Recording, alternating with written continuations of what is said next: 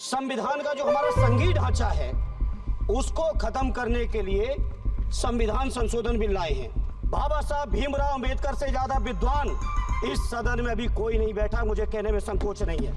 जो लोग 8 विधानसभाएं भी एक साथ नहीं करा पाते हो, मौसम देख के तारीखें बदलते हो, वो लोग बात करते हैं एक देश एक चुनाव की।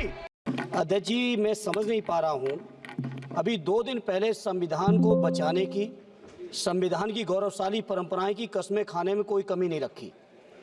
2 ही दिन के अंदर संविधान की जो हमारी मूल भावना है, 2 ही दिन के अंदर संविधान का जो हमारा बेसिक स्ट्रक्चर है, 2 ही दिन के अंदर संविधान का जो हमारा संघीय ढांचा है उसको खत्म करने के लिए संविधान संशोधन बिल लाए हैं। मैं मनीष तिवारी जी से सहमत हूं और अपनी पार्टी और अपने नेता आदरणीय अखिलेश यादव जी की ओर से कहना चाहता हूं, ये बिल पूरे देश के जो अलग अलग भेष भाषाएं, संस्कृति, क्षेत्र की जो मान्यताएं हैं, जो हमारे संविधान निर्माताओं ने बहुत सोच विचार के मंथन अध्ययन करके ये संघीय ढांचा तैयार किया था, राज्यों का गठन भी किया था, संस्कृति के हिसाब से, क्षेत्र के हिसाब से, भाषा के हिसाब से, परिस्थितियों और समय के हिसाब से। मैं नहीं समझता अध्यक्ष जी, मुझे कहने में कोई संकोच नहीं, उस समय के हमारे संविधान निर्माताओं से विद्वान, बाबा साहब भीमराव अंबेडकर से ज्यादा विद्वान इस सदन में अभी कोई नहीं बैठा, मुझे कहने में संकोच नहीं है।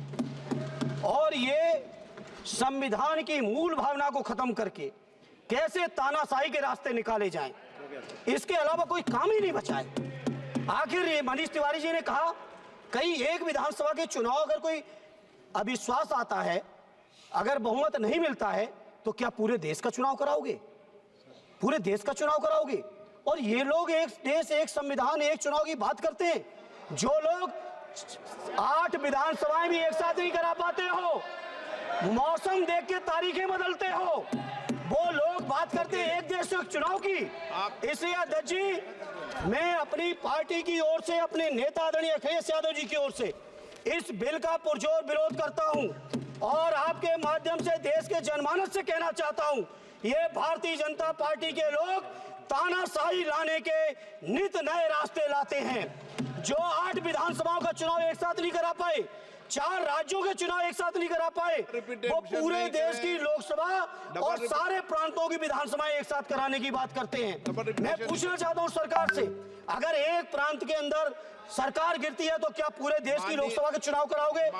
क्या अगर लोकसभा के चुनाव के चक्कर में उस प्रांत के लोग क्यों सफर करेंगे? अरे चर्चा कर लेना, अरे कुछ नहीं बचा है, कुछ नहीं बचा है आपके पास। अध्यक्ष जी, सदन को थोड़ा सा सिस्टम में लाएं।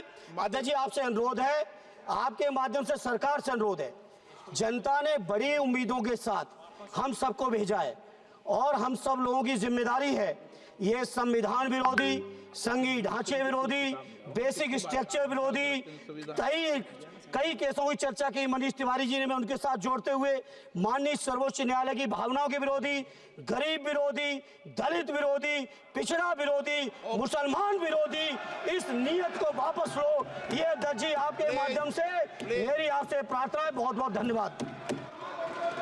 एक मिनट